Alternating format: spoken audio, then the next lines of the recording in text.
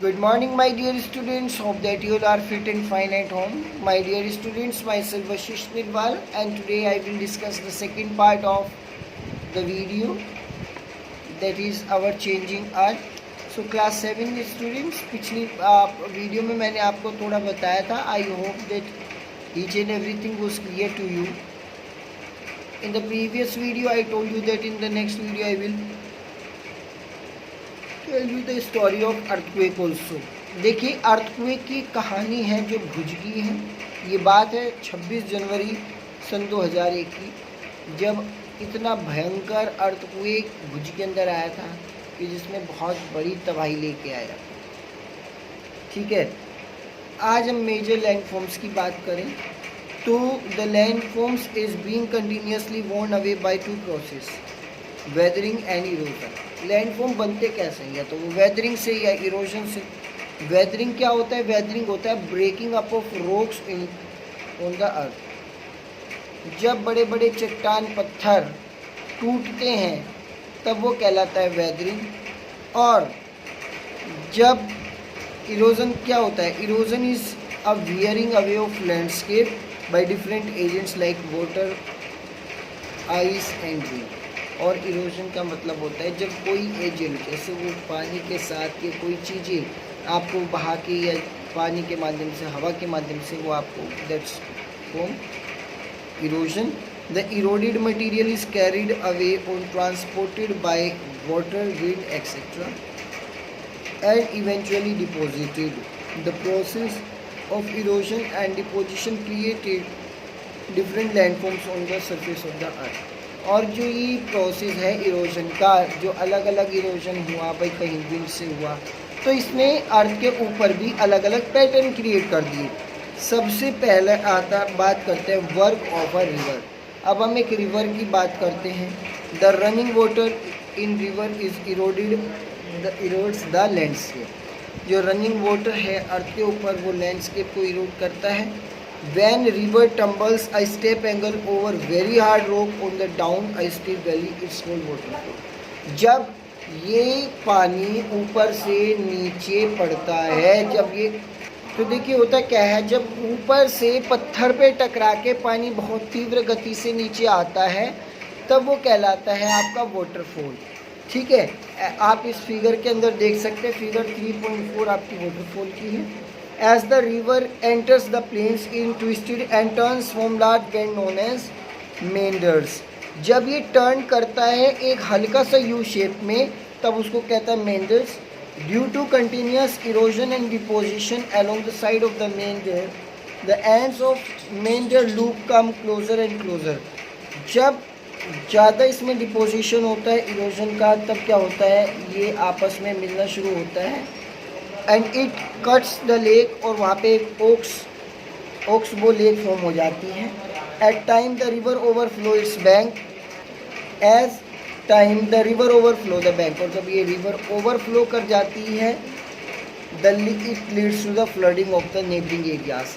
तब क्या होता है, आसपास के इलाकों में बाढ़ की संभावनाएं बन जाती हैं. ठीक है, सो as is flood deposit layers of the fine soil and other material called sediments along the bank. This leads to the formation of the flat fertile flood plain. और फिर क्रिएशन होता है फ्लैट फर्टाइल फ्लड प्लेन्स का. The raised bank are called leaves. As the river approaches the sea, the speed of the flowing water decreases. देखिए, जब बढ़ता रहता है तब क्या होता है, अभी आपने पानी यहाँ से डाला, वो पानी क्या होगा, बहुत तेज़ी से जाएगा, लेकिन जितना दूर जाएगा वो पानी की स्पीड कम हो जाएगी.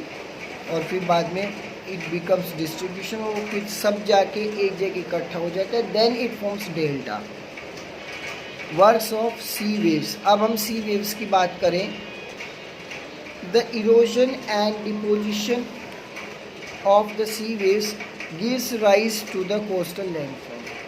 जो ये इरोजन है या डिपोजिशन है सी वेव्स का, ये कोस्टल लैंडफॉर्म है. Sea waves continuously strikes at the rocks. Sea waves क्या करती है, कंटिन्यूसली स्ट्राइक करती है, धकेलती किसको, रॉक्स को, जिसकी वजह से उसमें क्रैक्स डेवलप हो जाते हैं. and over time they become larger and wider. Thus hole like caves are formed on the roads. और जब पानी बराबर उसको काटता है तो उसमें गुफा टाइप बन जाती है, जिसको नाम दे दिया जाता है सी caves. As these cavities become bigger and bigger, only the roof of the caves remain, thus forming sea arches. और जब हल्का सा वो तब ये बनता है sea arches. Further erosion breaks the roof and only walls are left. और जब ये रूफ्स वगैरह से बढ़ जाती है और सिर्फ एक दीवार सी रह जाती है, टुकड़ा रह जाता है, उसको कहते हैं stack. The step rock coast rising amongst vertically above sea is called sea cliff. जो वर्टिकली होता है और वो खड़ा रहता है, उसको कहते हैं sea cliff. The sea waves deposit sediments along the shores forming beaches. और फिर उसके बाद जब ये टूट के रेत में परिवर्तन हो जाता है तो आसपास बन जाता है बीच, जो समुद्र के पास पाया जाता है. अब वर्क ऑफ एन आइस. अब आइस के वर्क की बात करूँ तो basically glaciers are rivers of ice. Glaciers क्या है? They are rivers of ice which to erode the landscape by bulldozing soil and stones to explore the solid rock below. क्या होता है? पूरा रॉक्स को कवर कर देता है एक सॉलिड फॉर्म में, जिसकी वजह से बहुत सारी प्रॉब्लम्स फेस होती हैं. फसल नहीं हो पाती क्योंकि ऊपर क्या होता है, उसके बर्फ़ आ जाती है. Glaciers curve out deep hollow there as the ice melt then it filled up water. और जब ये आइस मेल्ट होता है तो ये पानी में परिवर्तन हो जाता है. फिर ये लेक से माउंटेन से लेक्स के रूप में फॉर्म होता है और उसके बाद ये बड़े से छोटी नदियों में, तालाबों में जाता है और उसके नाम उन्होंने दे दिया ग्लेशियल मेराइंस. अब work of wind. Last topic हमारा बचता है कि विंड का वर्क क्या होता है. देखिए, कभी डेजर्ट जाइए तो वहाँ पे सैंड ड्यून्स आपको मिलेंगी. An active agent of erosion and deposition in the desert is wind. सबसे एक्टिव एजेंट क्या है? उसमें विंड है. In desert you can see rocks in the shape of mushroom. हम बहुत सी बार क्या होते हैं, रेत को मशरूम की शेप में देखते हैं, उनको हमने नाम दे दिया mushroom rocks. Winds Erode the lower section of the rock more than the upper part, therefore such rocks have narrow base and wider top. तो उनको नाम दे दिया सैंड ड्यून्स. और जब ये रेत बहुत जगह काफ़ी ज़्यादा रेत एक ही जगह इकट्ठा हो गया, then it forms loess. Large deposit of loess is found in China. और सबसे ज़्यादा आपको लॉस का फॉर्मेशन आपको मिलेगा चाइना में. So my dear students, this chapter is also over. Hope that each and everything is clear to everyone.